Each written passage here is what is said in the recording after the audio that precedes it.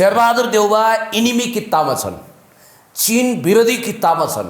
उनी चिनिया स्वार्थलाई धक्का पुर्याउने गरी पश्चिमाहरूको लाड प्यारमा हुर्किएको एक कुख्यात गोटी हुन्। भोलि फ्री तिब्बत मुभमेन्टको लागि नेपाललाई फर्टाइल ल्यान्ड बनाउने दिशामा आत्मघाती तरिकाले अगाडि नबढुन् भनेर एक प्रकारले धम्कीपूर्ण तरिका पनि हो त्यो। खबरदार देउवालाई थर्काको। यस, अगाडि बढ्लाउ भनेर उनीहरूले भन्नु पनि छ। प्रेसिडेन्ट सीको सन्देश पनि खरो भाषामा सुनाउनु छ। दोस्रो, दुर्भाग्यवश उनी नेपालको प्राइम मिनिस्टर छन्। त्यस कारणले गर्दाखेरि शेरबहादुरलाई आफ्नो फोल्डमा पार्न चाइनिजहरूले एक हिसाबले स्टेट टु स्टेट सम्बन्धको पनि कुरा आयो। नत्र भने हाम्रो श्रद्धेय अध्यक्ष कमरेड केपी शर्मा ओलीज्यू र अन्य कम्युनिस्ट घटकका नेताहरूलाई भेट्नु भावना र दिलको हिसाबले, विचारको हिसाबले उपयुक्त हुन्थ्यो होला। त्यो पनि गरिहाल्छन्, भेटिहाल्छन्। तर यो कति भेटै देउवालाई गर्नु भनेको चाहिँ एउटा मतलब केही किसिमको चेतावनी दिनै हो।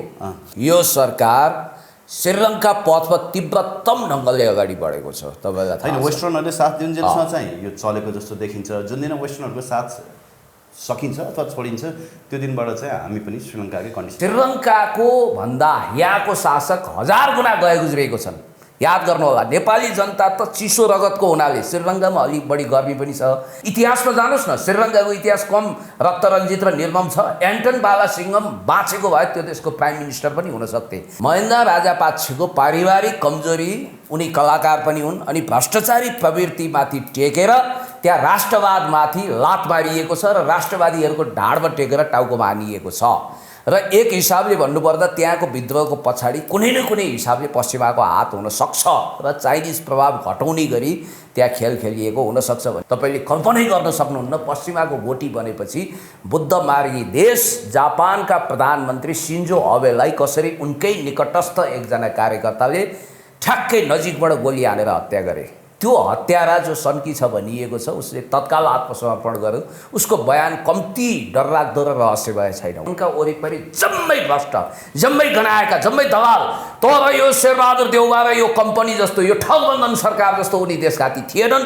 त्यो देशलाई उनले आर्थिक रूपमा सम्हाल्न सकेनन्।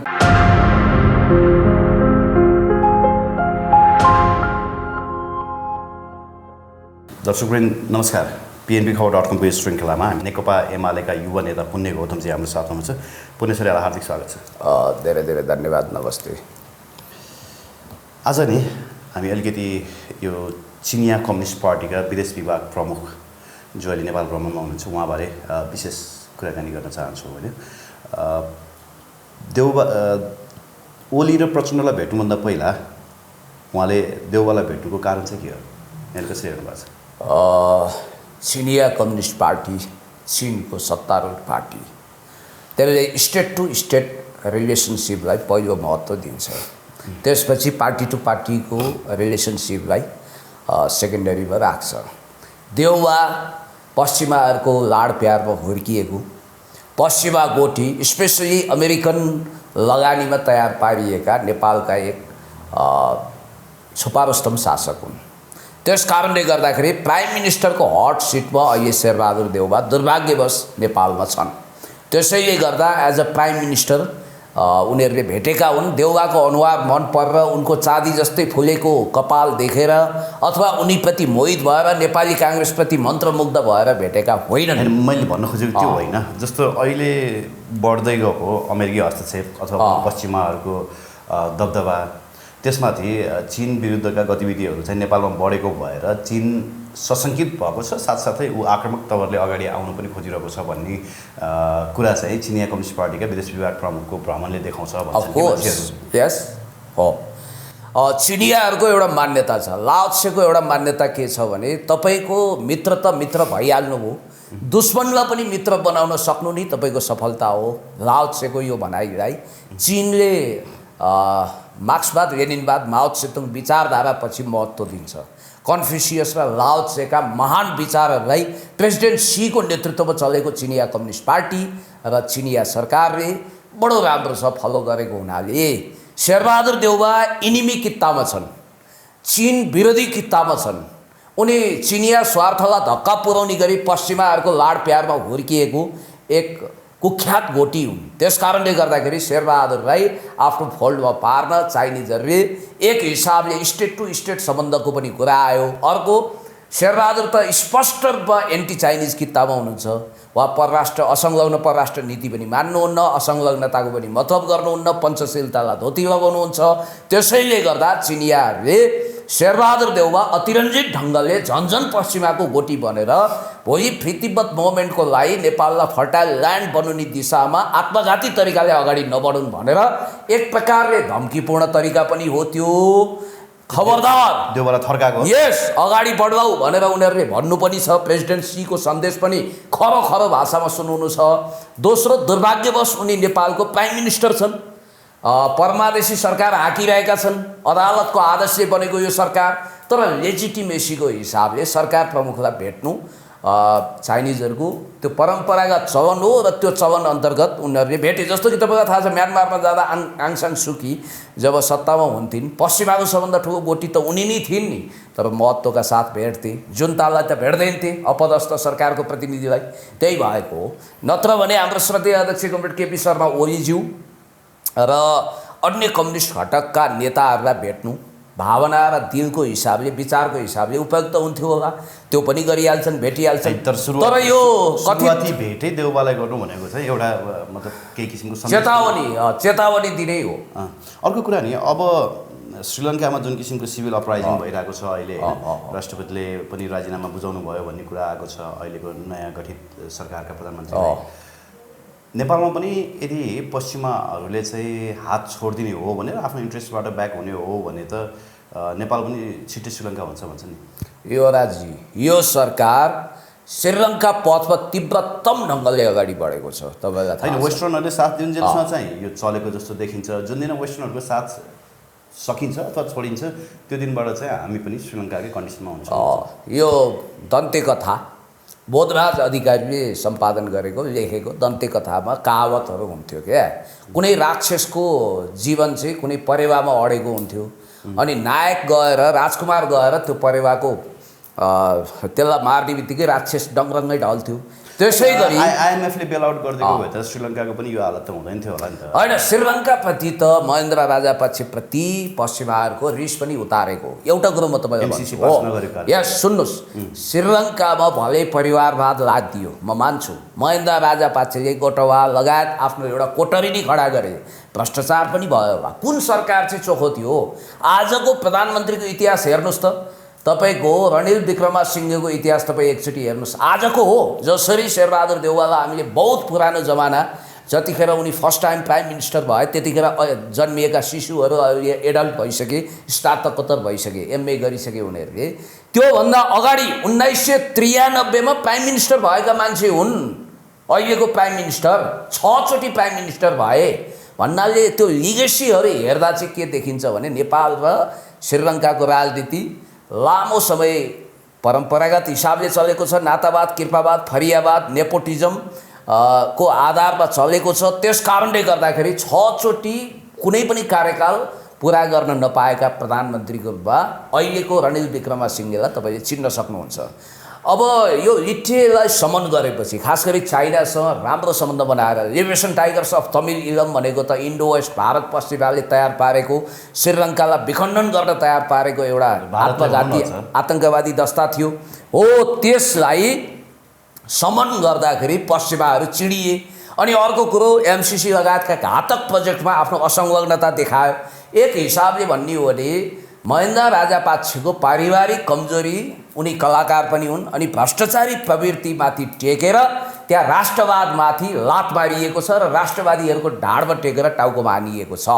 र एक हिसाबले भन्नुपर्दा त्यहाँको विद्रोहको पछाडि कुनै न कुनै हिसाबले पश्चिमाको हात हुनसक्छ र चाइनिज प्रभाव घटाउने गरी त्यहाँ खेल खेलिएको हुनसक्छ भन्ने कुरो अन्तर्राष्ट्रिय विश्लेषकहरूले, एनालिस्टहरूले पनि यसरी एनालाइसिस गरिरहेका छन्। स्टेट फेलर भइसके पश्चात न चाइनाले साथ दिँदो रहेछ न पश्चिमाले साथ दिँदो रहेछ। भोलि हामी त्यही कन्डिसनमा गयौँ भने त के हुन्छ? एउटा कुरो म तपाईँलाई भन्छु, रुवान्डाको सिभिल वारपछि आज पल कागमेले फेरि समृद्धि र विकासको पथमा रुवान्डालाई भव्य सभ्य रूपमा अगाडि बढाउनु भएको छ।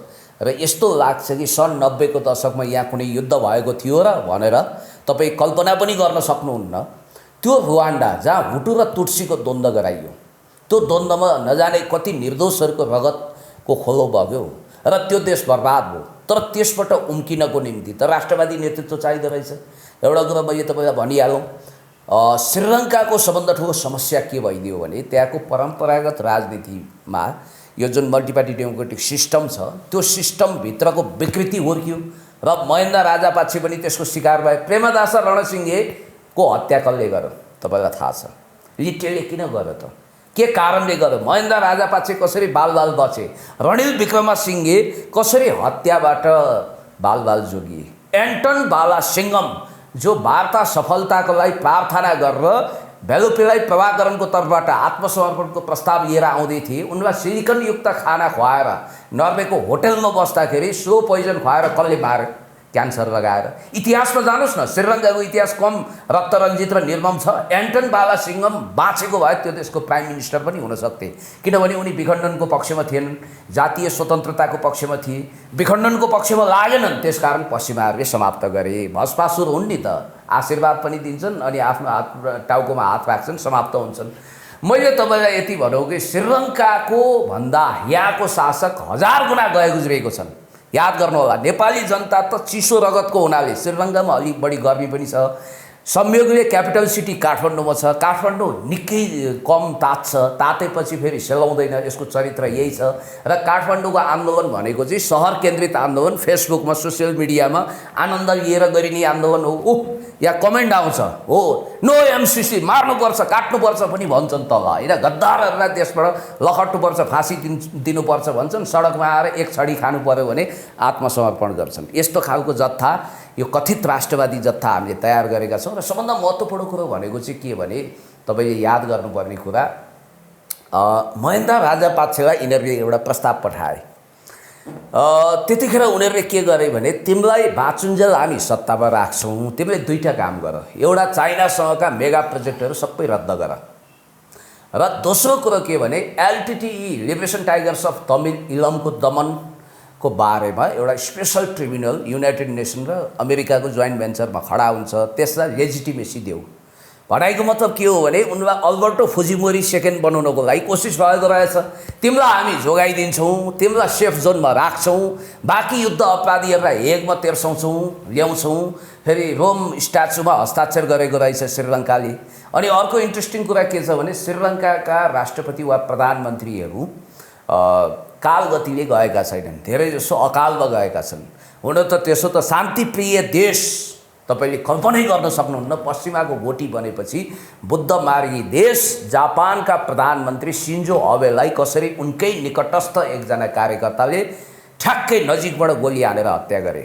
त्यो हत्यारा जो सन्की छ भनिएको छ उसले तत्काल आत्मसमर्पण गर्यो।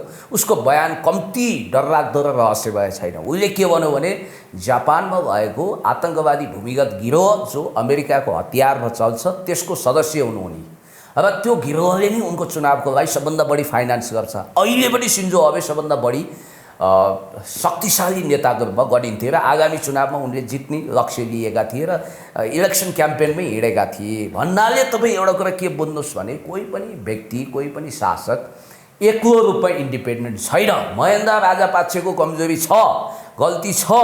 उनको गल्ती सबभन्दा ठुलो के भइदियो भने उनले पश्चिमा राष्ट्रसँग आत्मसमर्पण गरेनन्, फलत उनलाई खेदियो।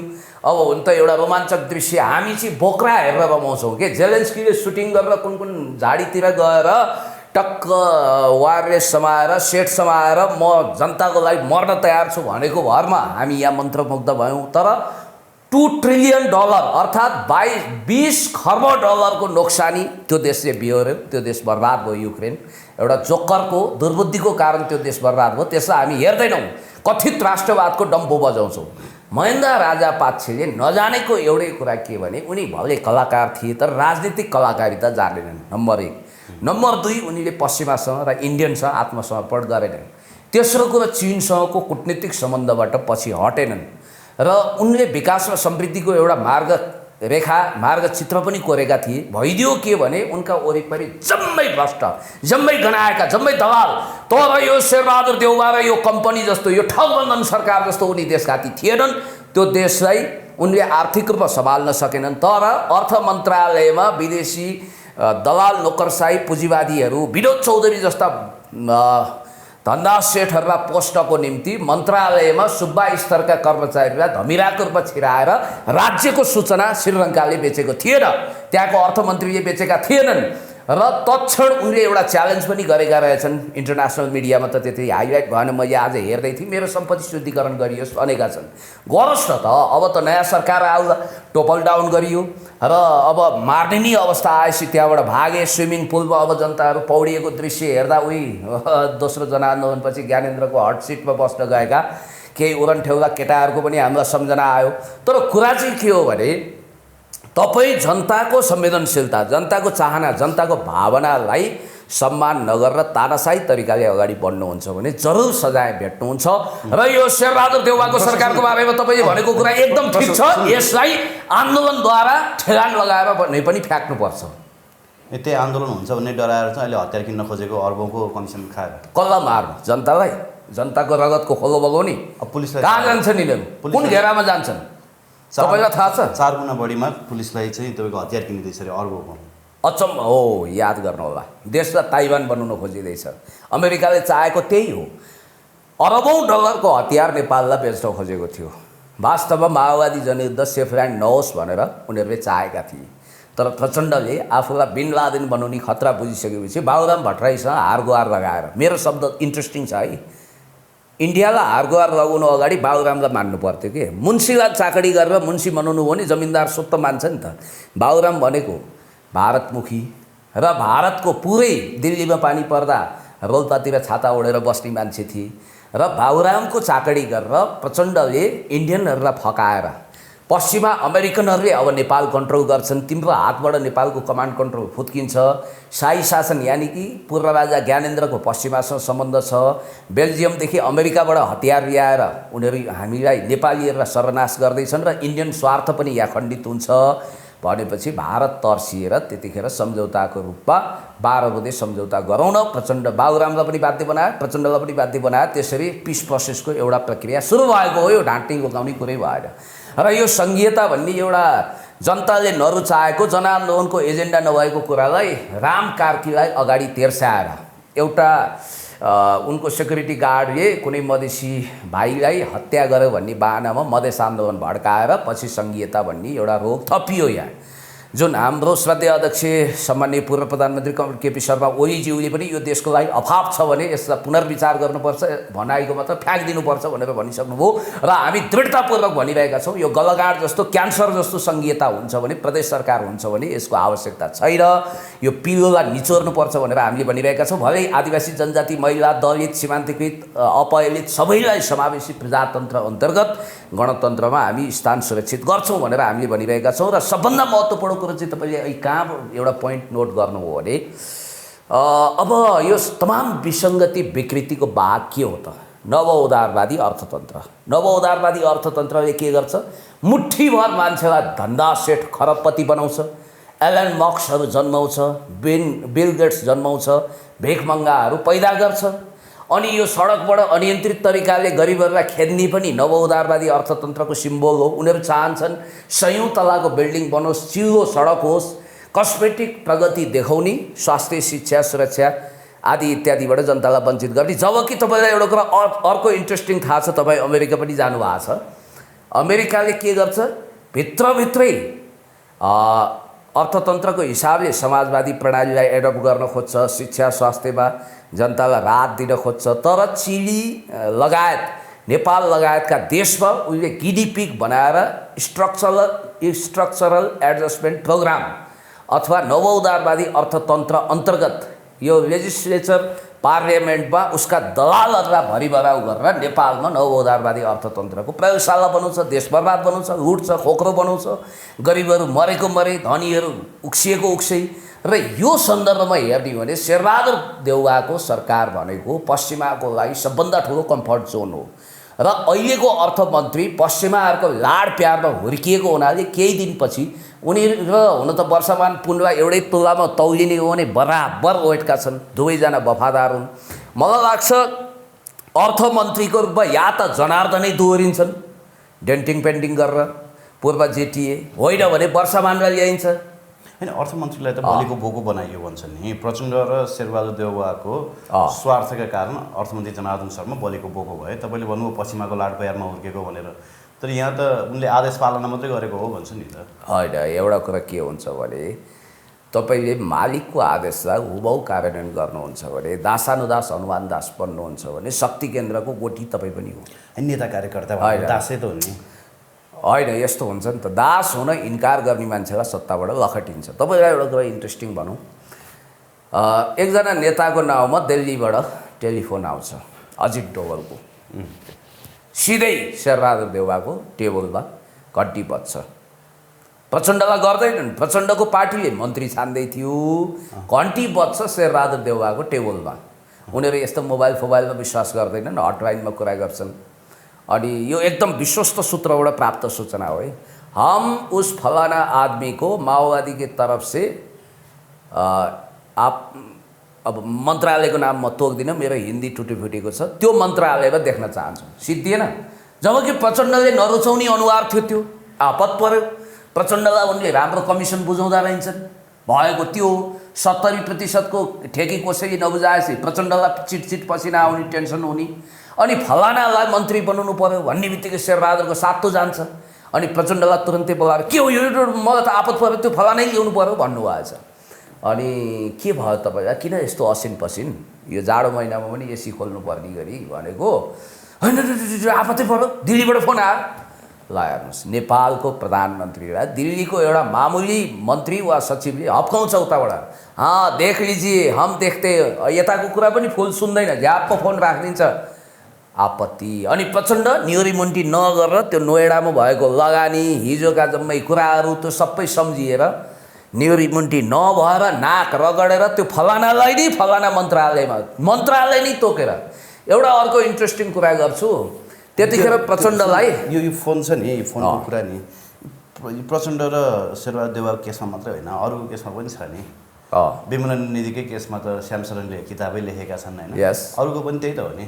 रामवरण यादव चाहिँ पहिलोपटक राष्ट्रपति बन्दाखेरि अघिल्लो दिनै चाहिँ दिल्लीमा हामीलाई थाहा थियो भन्ने मान्छेहरू भेटेको छु मैले।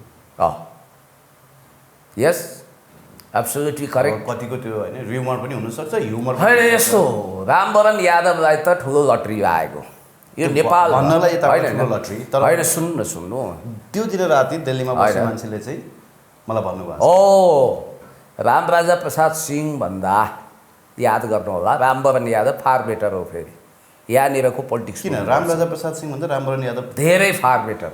म यो कुरा गणतन्त्रको पहिलो वकालत गर्ने मान्छे रामराजा प्रसाद सिंह आन्दोलनमा त्यत्रो। रामराजा प्रसाद सिंह भनेको त कम्प्लिटली तपाईँको इन्डियन डिजाइनमा तयार गरिएको व्यक्ति हो, देख्दा कस्मेटिक व्यक्तित्व। म तपाईँलाई यसको कुरा भनिदिन्छु, सत्याग्रह भयो, बम विस्फोट कसले गरायो?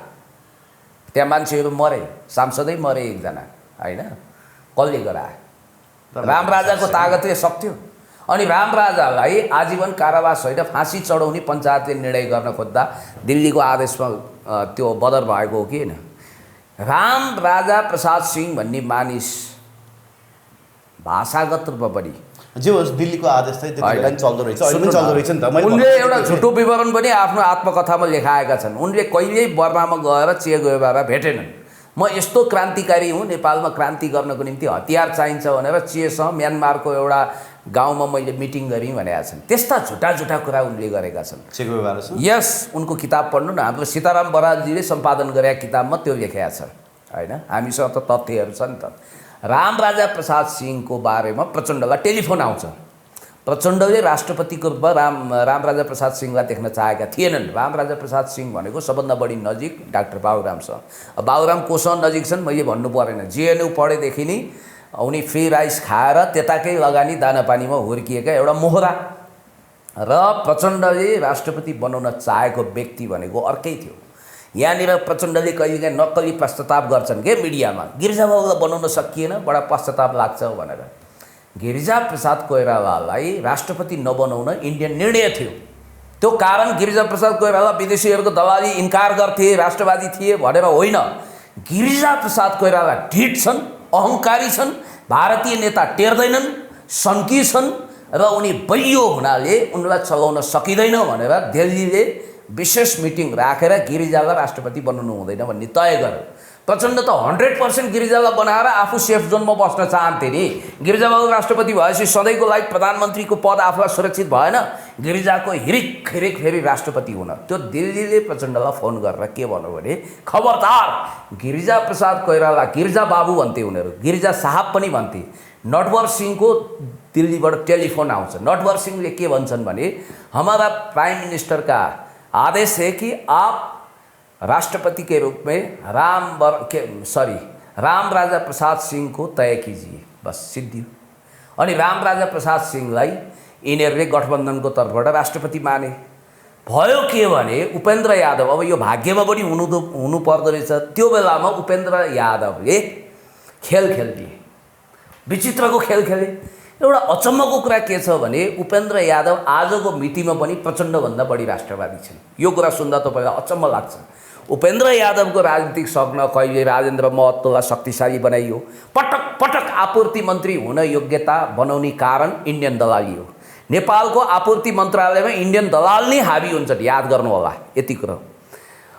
अनि उपेन्द्र यादवलाई धेरै ठुलो ब्लेम लाग्यो। उनलाई चाइनिज एजेन्ट भएको पनि उनीहरूले आरोप लगाए र उपेन्द्रको राजनीतिक सफा पार्ने एउटा घोर हत्याकाण्डको विषयमा उनलाई धब्बा लगाएछ।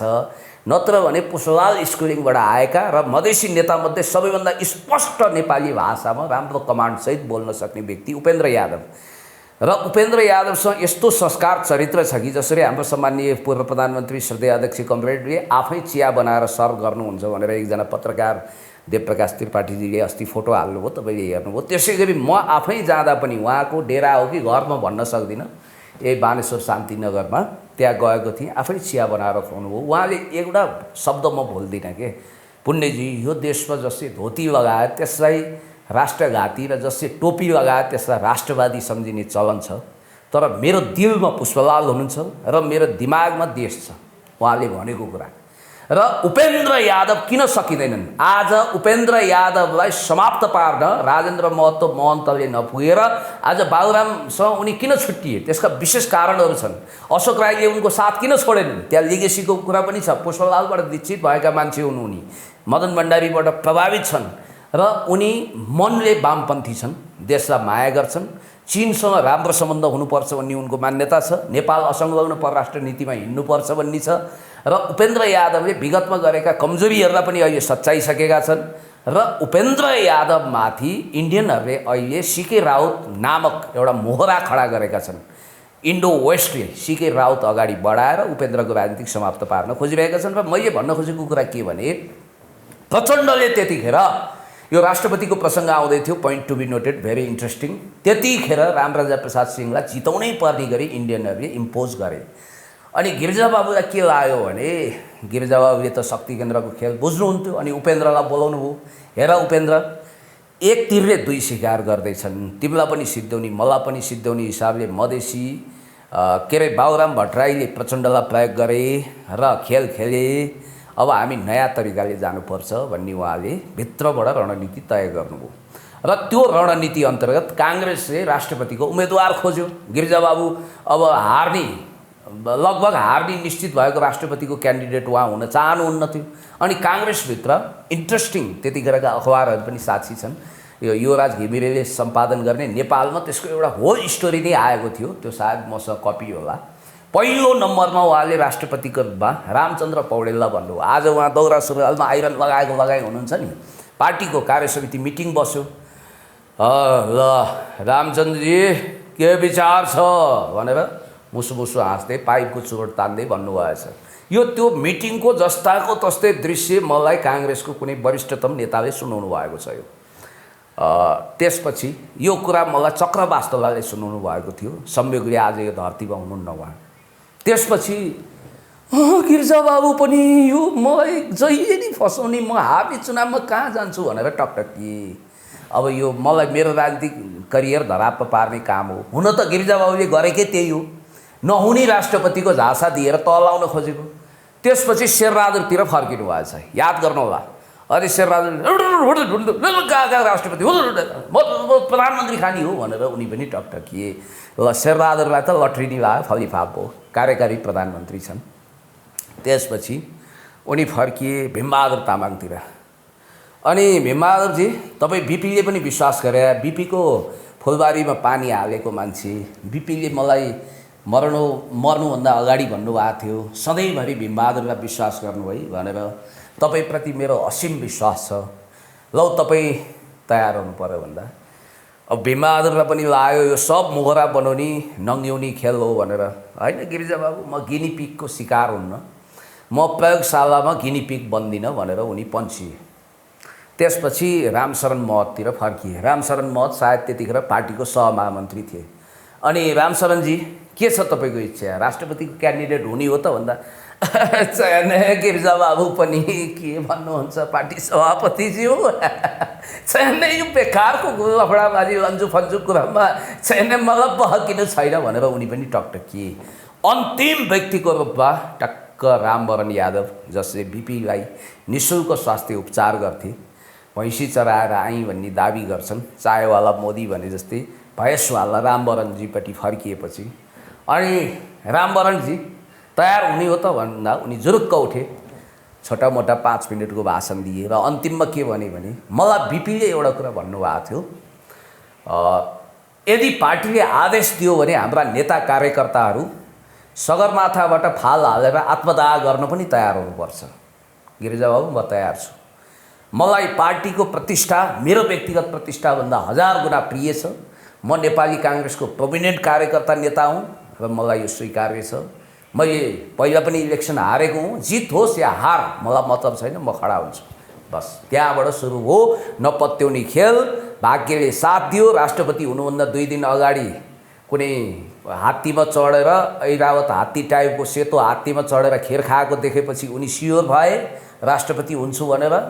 आफ्नो निकटस्थ पत्रकारलाई बोलाएर त्यो सपना पनि कहे, 1-2 अखबारमा पनि लेखियो। त्यसपछि संयोगले पहिला ड्र भयो, त्यसपछि राष्ट्रपतिको रूपमा रामवरण यादवलाई उपेन्द्र यादवको मद्दतमा तय गरियो, जिताइयो। हो खेल भएको चाहिँ यो हो। अब हामी नेसनल पोलिटिक्समा आउँ। हाम्रो अर्थतन्त्र पनि धराशयी हजुर हुँदैछ, डलर संस्कृति घट्दैछ भन्छन्।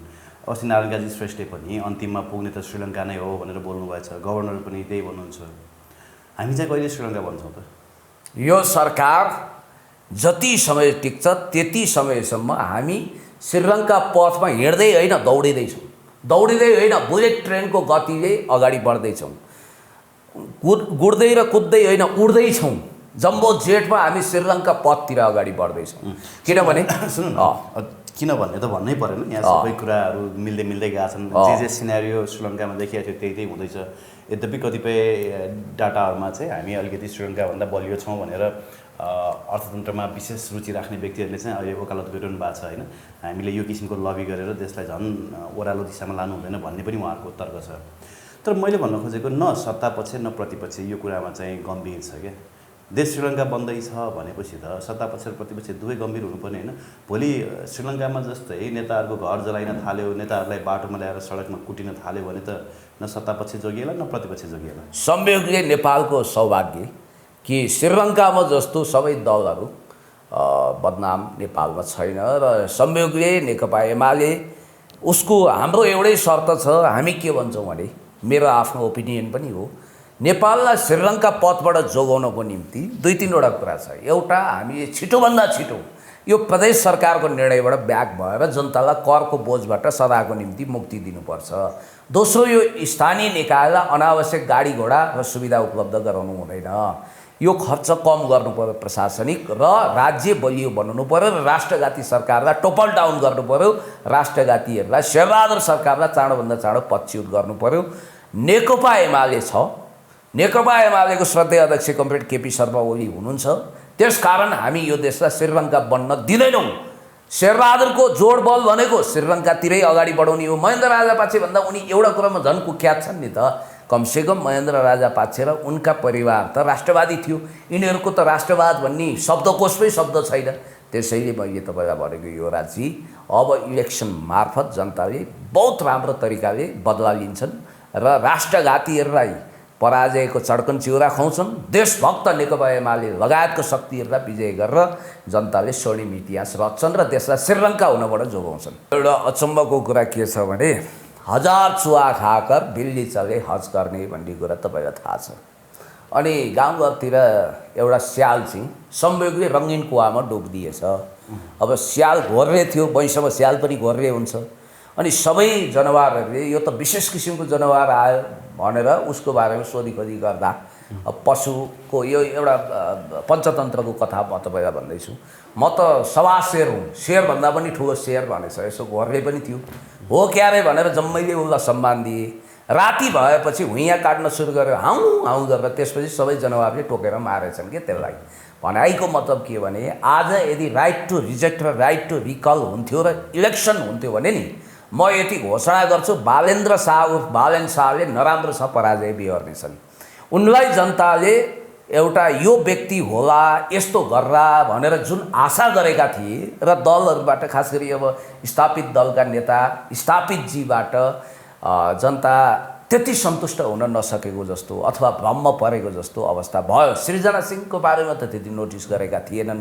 काङ्ग्रेस बलियो, पुरानो पार्टी भनेर मात्रै त्यति भोट आएको हो। कमसेकम केशव स्थापितप्रतिको आशा भरोसा टिक्न नसकेपछि नेगेटिभ भोटको रूपमा बालेन्द्र शाहको ढ्वाङ भरियो र उनले जिते। मैले धेरै मान्छेहरू व्यक्तिगत रूपमा भेटेँ जसले पार्टीगत रूपमा एमाले भए पनि काङ्ग्रेस भए पनि बालेन्द्र शाहलाई भोट हाले। आज उनीहरू पश्चातापको आँसु झारिरहेका छन्। अब यो जहाँसम्म अनिल अधिकारी भन्ने मानिसले आफ्नो नाम यमबुद्ध राख्नु भएछ र बुद्धको बदनाम गर्न भ्याउनु भएछ, त्यतिखेर यमराज र बुद्धको सम्बन्ध भनेको नदीको दुई किनार सर हो। यमराज नर्क खोलेर रौरव नर्क र कुम्भीपाक नर्कको अधिपति, वा क्रूर खालको सजाय दिने ठेक्का लिएको एउटा ग्रहको राजा अथवा त्यो ग्रहको अधिपति। अनि बुद्ध भनेको सनातन ढङ्गले शान्ति, अहिंसा, सुशासनको पक्षमा र एक हिसाबले भन्नुपर्दाखेरि संसारभरि हिंसा काहीँ नहोस् भनेर संसारमा बोधिसत्व बाँड्ने एकजना दार्शनिक व्यक्तित्व जो नेपालमा जन्मिनु हो। त यम बुद्ध राख्नु नै विसङ्गति, विकृति र कन्ट्रोभर्सीको पराकाष्ठा हो। नामै कन्ट्रोभर्सियल छ। यम बुद्ध काहीँ हुन्छ? यमराज र बुद्धको मिलन हुन्छ? पानी र तेलको बिचमा अन्तर्गलन हुन्छ? हुँदैन नि त। हो, ती ऱ्यापर जो ट्याब्लेट खाएर अथवा रक्सीको ओभरडोजले गर्दा डिप्रेसनमा परेर आत्महत्या गर्छन्। अनि बालेन्द्र शाह उर्फ बालेन शाहको मेन्टर, अब उनले आफूलाई अहिले पनि ऱ्यापर सम्झिरहेका छन् र उनी डिस्कोथेकमा जान्छन्, क्लबमा जान्छन्, कहाँ जज हुन्छन्, लरबरीको भाषा बोल्छन्, रक्सीको सुरमा। कता लरबरिनु भयो अरे भन्ने कुरा हो, आइरहेछ त, भिडियो आइरहेछ। अहिले रिसेन्ट हो त्यो, पुरानो हो? अब मैले तपाईँलाई होइन, रिसेन्ट हो याद गर्नु होला।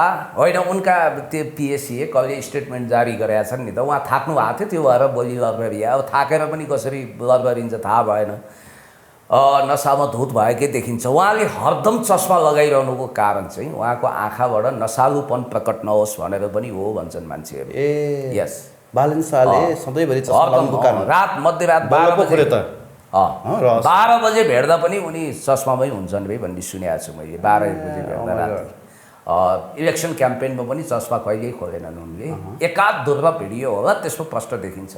अब यता गरिब मजदुर, किसान, दिनहीन दुखीको समस्यासँग जोडिएका महान मेयर हर्क साम्पाङ, जसले जनताको सुखमा साथ दिएका छन्।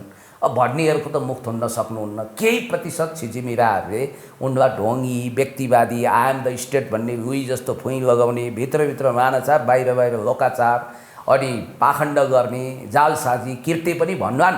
तर हर्क साम्पाङ एउटा असल, इमान्दार, चरित्रवान, गुण भएको एउटा मेयर, गरिबको पक्षमा। यतातिर काठमाडौँ महानगरपालिका मात्र होइन, क्यापिटल सिटीका मेयर जो एलिट क्लासका छन्, धनी हुन्, बाबा चिउराको बोट कस्तो हुन्छ भन्ने अभिजात वर्गमा जन्मिए। उनलाई दुःख के हो, गरिबी के हो, पीडा के हो कहिल्यै थाहा भएन। बिर्तावाला जमिनदारका छोरा परे। काठमाडौँमा पनि सिसाको महलमा जन्मिएका मानिस परे। आफूलाई ठकुरी सोध्छन्, तेली शाह भए पनि रोयल जस्तै आडम्बर देखाउँछन्। हो, यिनी अमेरिकन युथ काउन्सिलका मेम्बर पनि हुन्। तपाईँले अहिले अस्ति इन्ट्रेस्टिङ क्वेसन पनि गर्नुभएको थियो। ट्युनिसियामा बेन अलीलाई हटाउँदा ठेलावाला प्रसङ्ग ल्याएर पश्चिमाहरूले जस्मिन रिभोल्युसनको लागि वितण्डा गरेको त्यो स्प्रेड हुँदै फैलिँदै यता 42 वर्षसम्म शासन गर्दा पनि जनताले हाई गरेको मोहम्मद गद्दाफीलाई पदच्युत गर्न पनि त्यही पश्चिमा प्रभावको आन्दोलनले लिबियामा काण्ड पुऱ्यायो, यो कुरा तपाईँलाई थाहा छ। र सबभन्दा महत्त्वपूर्ण कुरा चाहिँ के भने बालेन्द्र शाह जहिले पनि आउट अफ ट्र्याक छन्। चाहे सिस्टोल बन्चरेका जनतालाई फोहोर फ्याँके बापत टाउकोमा लट्ठी बर्साएर होस्, उनी मिडियासँग पनि राम्रो रूपमा प्रस्तुत हुँदैनन्। जति घटिया र झुलपटास भए पनि मैले भनिहालेँ, प्रधानमन्त्रीलाई भेट्दा पनि तपाईँलाई यो राज्य के छ तपाईँ नै भनेर हात मिलाउँछन्। तर हिमालयन टिभीको पत्रकारलाई उनले तिमी भनेर झपारेको दृश्य तपाईँले देख्न सक्नुहुन्छ। उनी एकदम राजा साहेब बाबु साहेब पल्टिन्छन् जहाँ पनि। उनको आडम्बरी शैली छ र सबभन्दा ठुलो कुरो डिस्कोथेकमा नाच्ने, क्लबमा रक्सी खाएर बवाल गर्ने, र्याप गाउने मानिसको आदर्श यमबुद्ध बाहेक अरू हुनै सक्दैन। अब यमबुद्धलाई नै उनले किन चयन गरे? उनले त अनिखेरि चुनाव अगाडि उनको एजेन्डा के थियो, म्यानिफेस्टोमा एजेन्डा के थियो भने संस्कृति परम्परा जोगाउने भन्ने थियो। संस्कृति परम्परा चाहिँ यमबुद्धको शालिग बनाएर जोगिने रहेछ कि के हो खास? अरे तपाईँलाई एउटा कुरा भन्छु, बरु दलका आडम्बरी भ्रष्टाचारी नेता नाङ्गिन यत्रो वर्ष कुर्नु पर्यो। बालेन शाहलाई त तपाईँले 2 महिनाभित्र उनी आफ्नो औकातमा फर्किएका छन्। गरिबको चमेली बोल्दिने कोही छैन, यो गीत बालेन्द्रको हो र बालेनको हो र होइन? यो त रामेशको हो। टपक्क टिपेर ल्याएर प्रयोग गरे बलिदानको गीतलाई, याद गर्नु होला। अनि चस्मा बेच्नको लागि त्यस्तो गीतलाई दुरुपयोग गरियो। बालेनको चस्मा बेच्न विज्ञापन कम्पनीले कति लाख लगानी गरेको रहेछ तपाईँलाई थाहा छ। बालेनले लगाउने चस्माको ब्रान्डिङ गर्न मोडलिङको रूपमा त्यो गीतलाई दुरुपयोग गरिएको रहेछ। रामेशजी अहिले पनि गनगन गरिरहनु भएको छ यस विषयमा। अनि अर्को कुरो मैले तपाईँलाई भनौँ, आज गरिबको चमेली बोलिदिने कोही छैन होइन, गरिबको मकै लुट्ने र गरिबलाई सजाय दिने, बन्चरे डाँडामा गएर गरिबको टाउकोमा डन्डा बर्साउने महानगरपालिका काठमाडौँ नै हो। हर्क नेमाङले गरिबको सम्मान गरेका छन्, उनी अर्ग्यानिक छन्।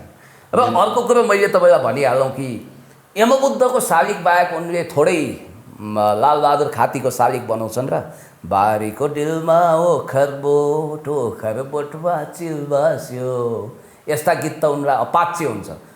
यस्तो कर उस्तो कर हो, यस्ता खालका र्याप जसले नेपाली सङ्गीतलाई अतिक्रमण गरेको छ। यो रक र र्याप भन्ने कुरो नेपालको मौलिक संस्कृति होइन।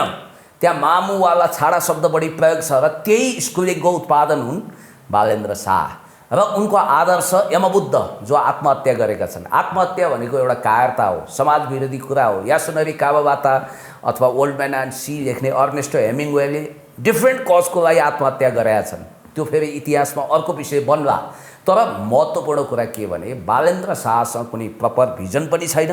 उनी गगन थापाका उत्तराधिकारी हुन्। गगन थापाले प्रकाशमान सिंहको राजनीति समाप्त पार्न र आफ्नो राइभललाई मैदानबाट तह लगाउनको लागि सृजना सिंहलाई हराउन तयार गरेको र अमेरिकन युथ काउन्सिलको मेम्बर बनाएर सुरुदेखि नै तयार गरिएको व्यक्ति हुन् बालेन्द्र शाह, जो कहिले पनि बरु हर्क नेमाङ अगाडि आए हामी हजारौँ हेक्टर जमिन मिचिँदा सडकमा शिरमा कफन बाँधेर आन्दोलनमा उत्रिएका थियौँ।